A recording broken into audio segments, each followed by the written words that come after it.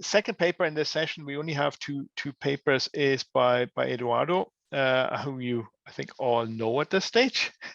So I won't do a big introduction. And Edo is going to talk about risks of data sovereignty. Over to you. Thank you so much indeed, Edgar, for your introduction. Now share my few slides I've prepared. Yes, I can see that they're there on the screen. And yes, thanks. I realized that in any case, we are at the end of this, this first part of our conference. And we are in any case tackling very kind of like intense topics related to constitutional values. So I'll try also to make my presentation lighter as well. I mean, to the extent is possible, of course. I've already mentioned at the very beginning that the research at the basis of this paper and more broadly the project has been funded by the Irish Research Council and the UK Economic and Social Research Council. But I would like actually to stress this again, to thank in any case the funders for making this research possible. And before I forget, I also take this opportunity to thank also Charlie, Jane, and James, who are the two students who helped us make this project living through the pandemic, because they are actually two of our students from the DCU School of Communications, and they are those behind the scenes who created the website and they're managing the social media. So without their help, actually, this would not have been possible. And I just wanted to make sure to thank them as well for their great work in the past 18 months. So just to provide you with a brief overview of my paper, what I would like to do is really not to repeat what has been said already in the first panel and what will be said in the next panel tomorrow morning, but I would like to contextualize the adequacy decision, the recent developments in UK data protection law, using the lens of the concept of sovereignty, digital sovereignty, which is a concept that, in my opinion, is now in vogue, but especially is used by politicians, by media. In my opinion, is not very well understood by lawyers, or vice versa. We well understand what sovereignty is, and maybe like is misused by media and politicians. But the main argument that I would like to make is essentially that the recent evolution of UK data protection law can be understood as a claim of digital sovereignty, is part of the Brexit rhetoric, can be well justified. But just to follow up to what Roshan just said, I would like to warn about the limits and the risks related to this approach, because this is the core argument that I would like to, the core point that I would like to make in this presentation. Sovereignty may generate insovereigntism.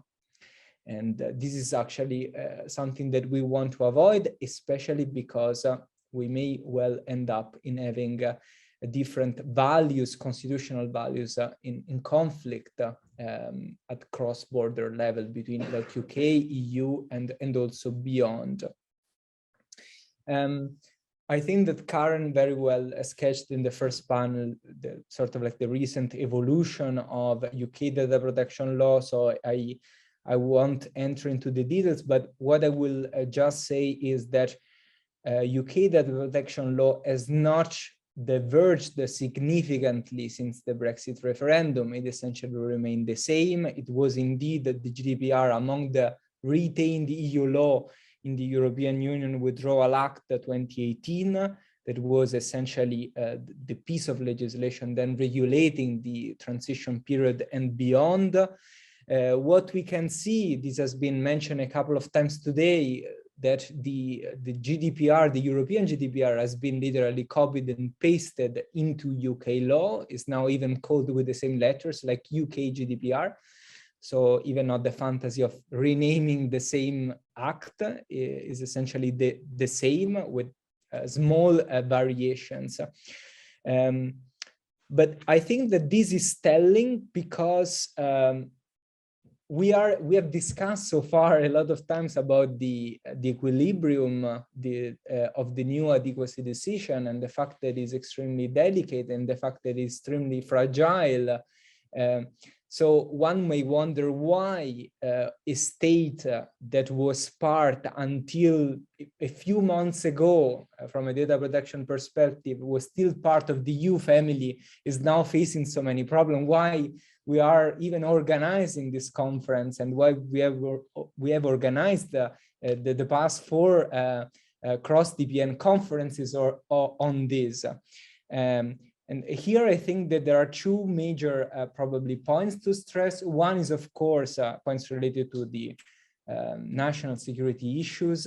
I know that tomorrow we will hear from Alison and from Christine about national security and law enforcement. So of course, I don't want to anticipate anything, but what I can say is that, of course, the adequacy determination is an overall assessment. It's not only an assessment in relation to the equivalent of the GDPR, which indeed in the UK, in the case of the UK, is a copy and paste of the EU GDPR, but it's an overall assessment that, of course, look at aspects, and this is maybe interesting to highlight, look at aspects that were previously not in the spotlight while the UK was a member state of the EU.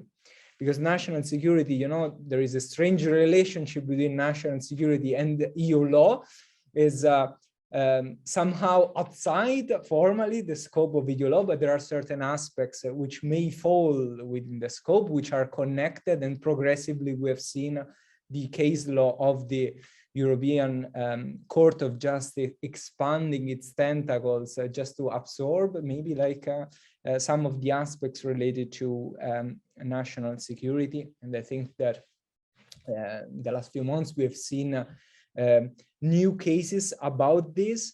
But I think that is well paradoxical that now sectors originally falling outside the scope of EU law are now taken well into account, are the core of actually of the adequacy determination at the moment.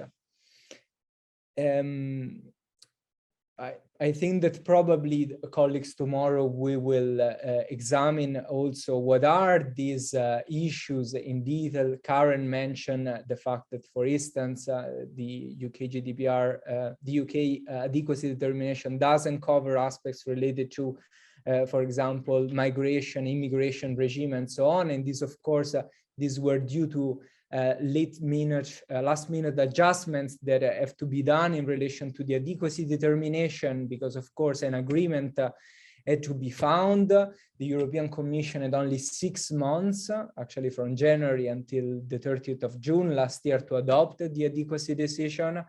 And therefore, they had to sort of like readjust the scope of the adequacy decision.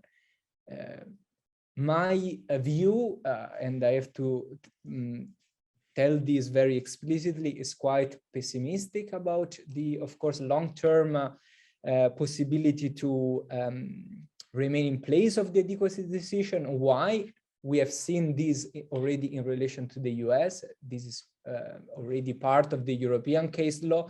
The US is the major economic partner of the EU.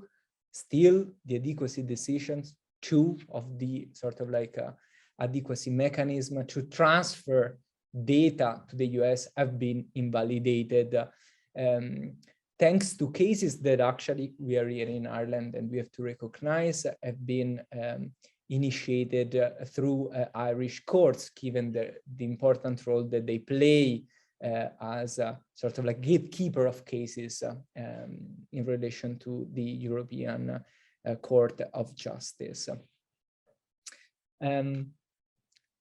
But surprisingly, or not so much surprisingly, actually, on top of this, the adequacy decision is even made more fragile, in my opinion, now in the aftermath of the publication of the UK government consultation entitled Data: A New Direction, a consultation that I said at the very beginning of today's conference was launched on the 10th of September 2021. It was closed towards the end of November.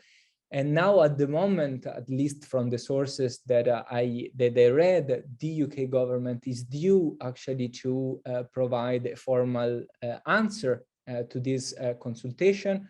I only found in the official documents reference to spring 2022.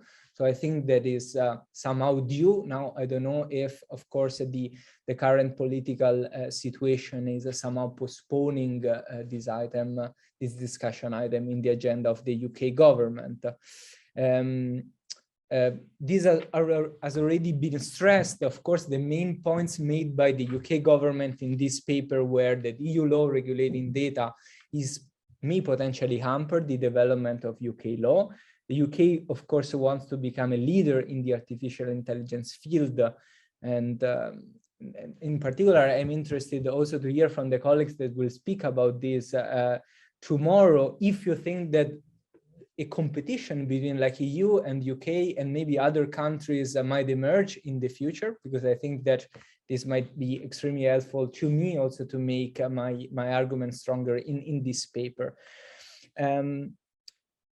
And Karen also already mentioned that some of the proposals that are included in this new strategy, such as removing even the right to human intervention in relation to automatic decision-making, which is of course in apparent contrast with the human rights-centric approach adopted by the GDPR, and also subjecting the action of the ICO, the UK National Data Protection Authority, to strategic priorities defined at ministerial level. And of course, there have been case law, and also the legal scholarship has underlined the importance of the independence of national data protection authorities. And I think that just these two examples suffice to say that there might be significant divergences between the UK approach and the EU approach, and these only might suffice actually to invalidate and no longer to discontinue the adequacy determination in relation to the UK.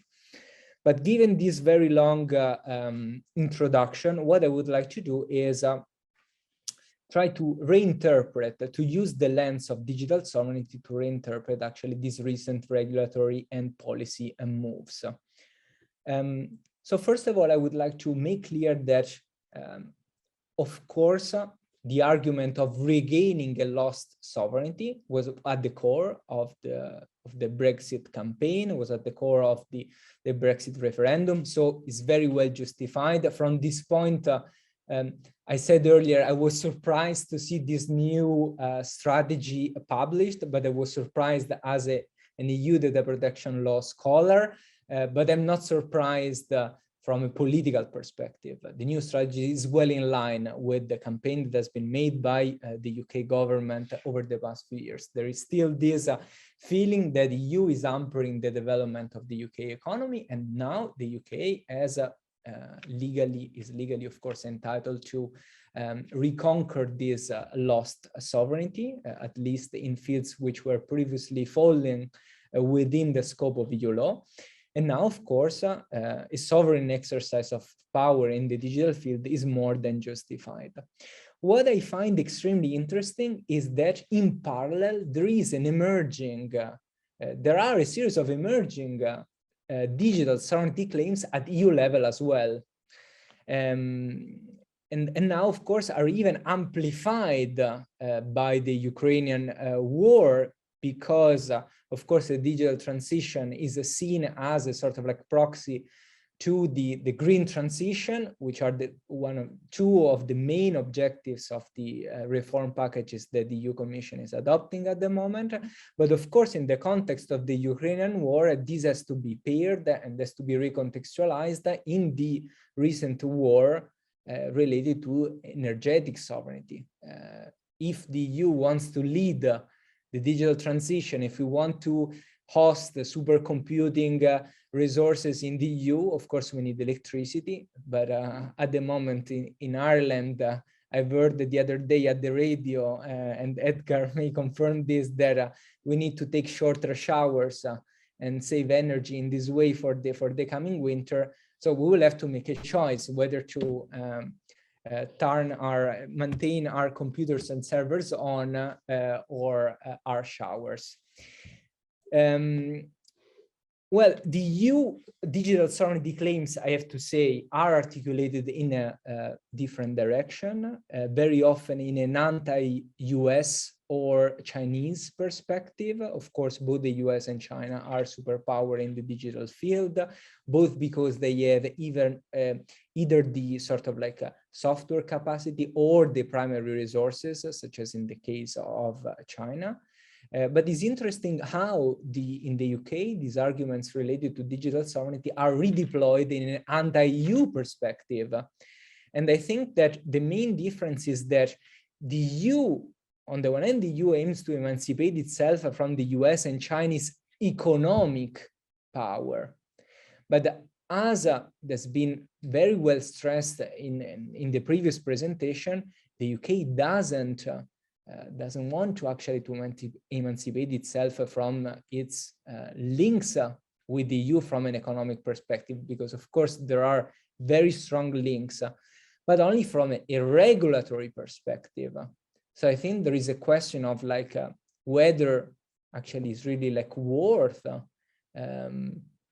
starting this arm wrestling with the EU if eventually the ultimate aim is it was indeed one of the aims Mario Grazia mentioned, the Council of Europe versus OECD guidelines. So the two original aims of data protection were, on the one hand, of course, the protection of fundamental rights, but on the other hand, the cross-border cooperation and circulation of data. And if both sides actually aim to foster their economy, to further develop an economy in a sort of like trying, of course, to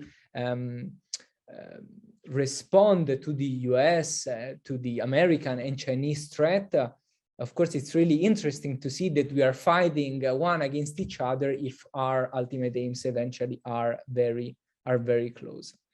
What are, in my opinion, the legal or economic consequences of this arm wrestling?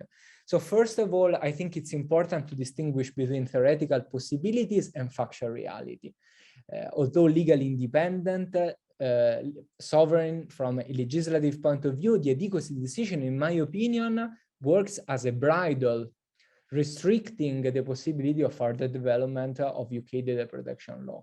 Karen previously said, yes, it's theoretically possible to do a solo game, but I don't know actually if the UK is really willing to do this game, to play this game. And I think that it's apparent that the UK economy is at the moment an integral part of the EU economy. Then, of course, I don't have the crystal ball to say how the UK economy might evolve in the coming years.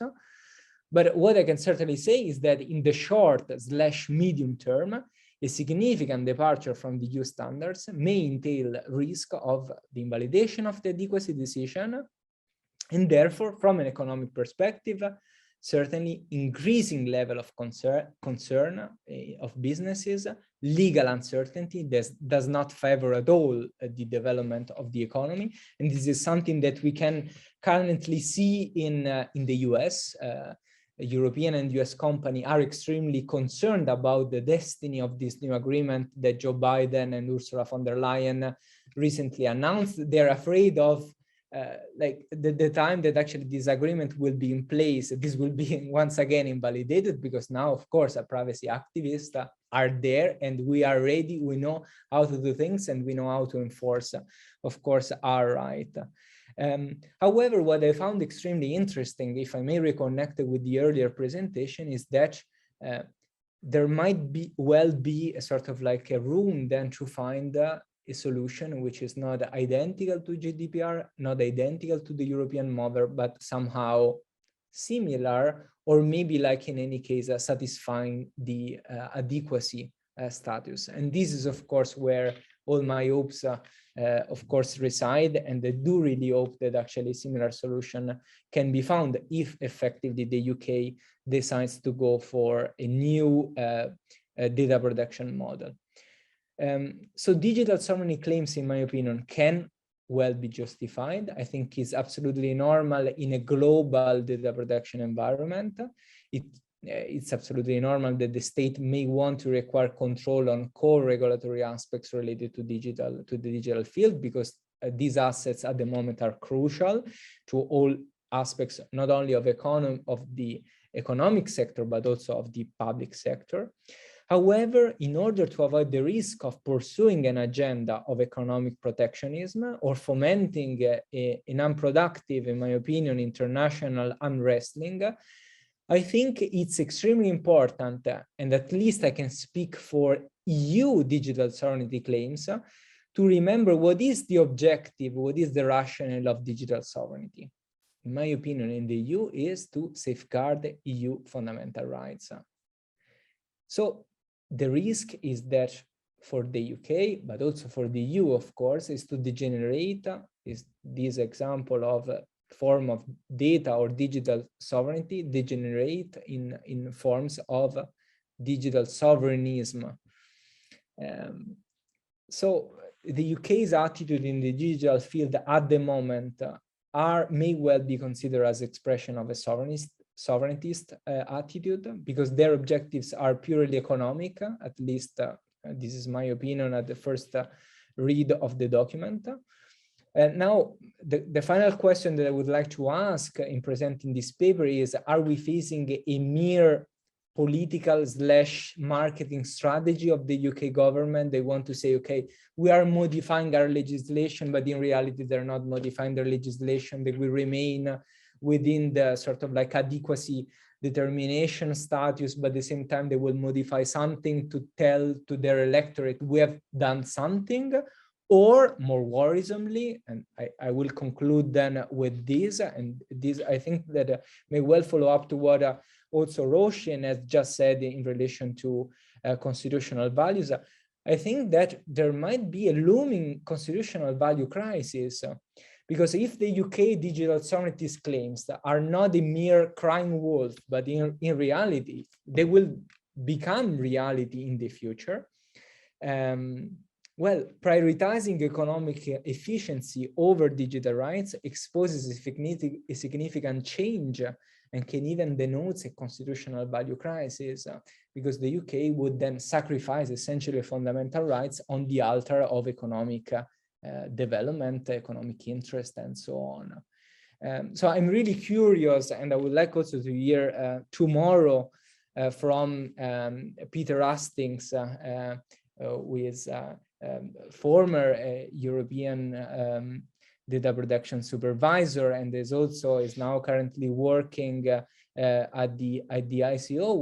What is the scope for a potential collaboration between the UK and the EU, considering that we've been neighbors or part of the same family until very recently? So just to conclude, I have this question, UK Quo Vadis, the title of the policy strategy of the consultation was Data New Direction, but my question is which direction actually? I think that these risks that I just highlighted are evidence of the necessity to carefully assess the consequences of these regulatory changes. We cannot simply follow these electoral promises without thinking of the longer term consequences. I think that we have to carefully think about the strategies, especially comparing the short-term economic interest with the long-term implications in terms of fundamental rights, values, and political priorities.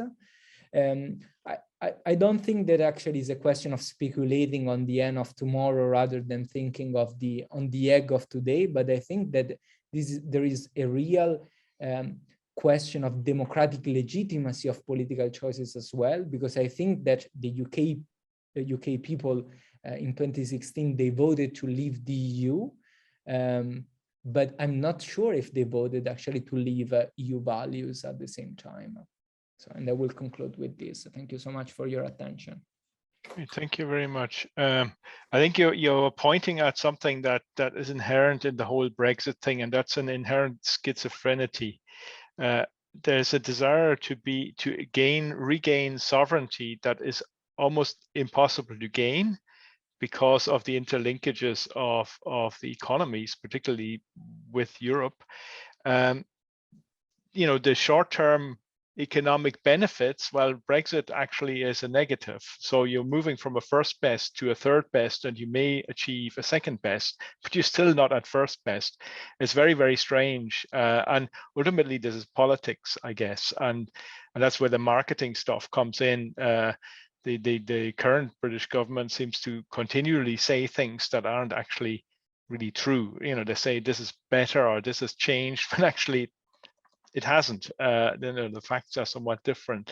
I don't know how well they can convince people, and I don't know how well they're going to convince companies that what they have done is good and better than what the EU has in place. So that's something that's going to play out, I guess, over the next couple of years.